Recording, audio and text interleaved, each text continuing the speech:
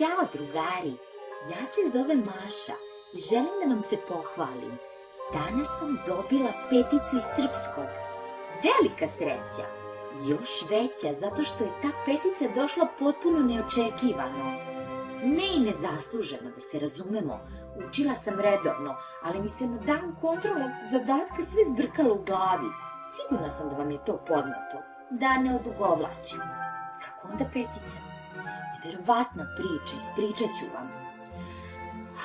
Padeži, dosadno. Dobro, naučila sam da su padeži različiti oblici jedne iste imenske reči i da se promena imenica po padežima naziva deklinacija. Teška reč.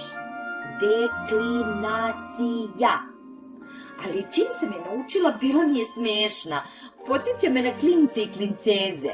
Zamislite da se ne kaže deklinacija, nego deklincezacija. Nego da se vratim na priču. Naučila sam i da u srpskom jeziku postoji ukupno 7 padeža. To je bilo lako, malo mi je bilo teže da naučim njihove nazive. Nominativ, genitiv, dativ, akuzativ, vokativ, instrumental i lokativ. Zamišljala sam da su to u stvari nazivi nekih kremastih kolačića različitih boja, pa sam ih lakše naučila. Na red su došla i pitanja za padeže. Prava zbrka. Toliko pitanja, nigde odgovora. Jedino je vokativ prema meni bio prijateljski nastrojen i nije postavljao nikakva pitanja. Ko šta, koga čega, kome čemu, koga šta, hej, s kim čime, kome o čemu.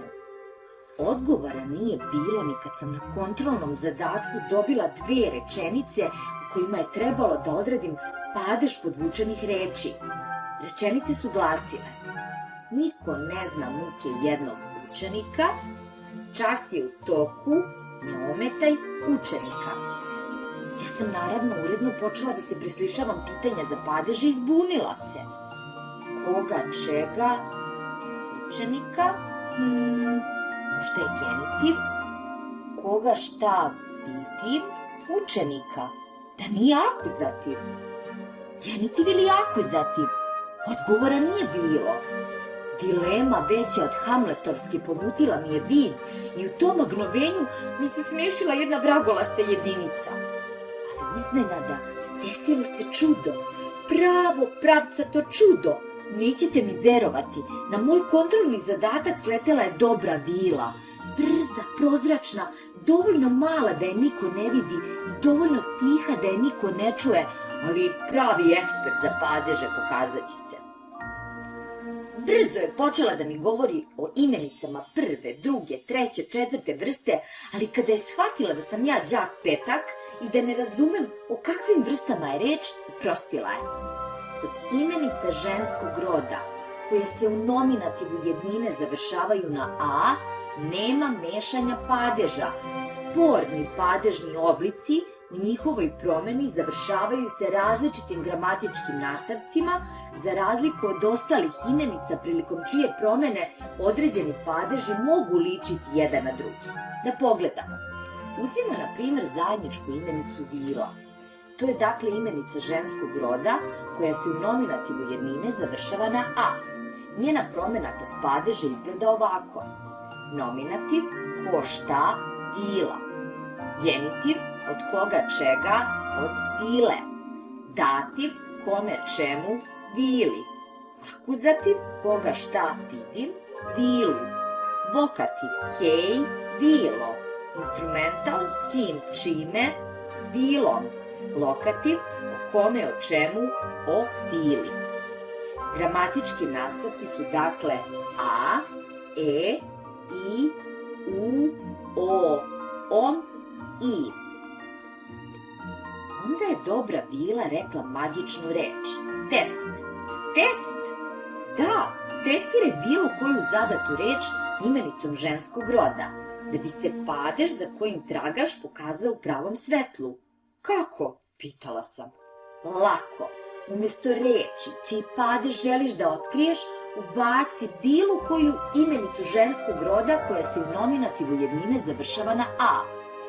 Zašto da ne pokušam, pomislila sam. Da vidimo. Niko ne zna muke jednog učenika. Umjesto imenice učenik, koja je imenica muškog roda, ubacit ću imenicu učenica, koja je imenica ženskog roda. Niko ne zna muke jedne učenice. Učenice, znači genitiv. Pokušala sam i sa drugom rečenicom. Čas je u toku, ne ometaj učenika. Dakle, umjesto učenika stavit ćemo učenicu i padež će nam se jasnije ukazati. Čas je u toku, ne ometaj učenicu. Učenicu, znači akuzativ. Odlično, baš sam oduševljena. Drugi zadatak mi nije predstavljao problem. Prva rečenica drugog zadatka glasila je: put se lagano gubio u gustoj četinarskoj šumi. A druga rečenica: pod stopalima sam osjećala neudoban planinski put. Slična dilema. Za one koji nisu ovladali sistemskim znanjem o službi reči u rečenici, značenju padeža, predloško-padežnim konstrukcijama, već do ispravnog odgovora na pitanje koji je padež podvučene reči u rečenici dolaze pukim postavljanjem pitanja, dilema se čini stvarnom i nerešivom. Ko šta put, koga šta vidim put. Nominativ ili akuzativ, pitanje je sad. I opet magična reč, test. Test imenicom ženskog roda. Umjesto imenice muškog roda put, ubacit ćemo imenicu ženskog roda staza, recimo, i lako ćemo odrediti koji je padež u pitanju. Put se lagano gubio u gustoj četinarskoj šumi. Staza se lagano gubila u gustoj četinarskoj šumi. Staza, nominativ. Pod stopalima sam osjećala neudoban planinski put. Pod stopalima sam osjećala neudobnu planinsku stazu. Stazu, akuzativ. Dilema je rešena. Da, još jedna važna stvar koju mi je Dobra bila šapnula. Test se izvodi samo pomoću imenica ženskog roda u jednini. Dakle, kada je imenska reč u množini, moramo je najpre pretvoriti u oblik jednine, a tek potom testirati imenicom ženskog roda. Na testu iz matematike prvo sam rešavao teške zadatke.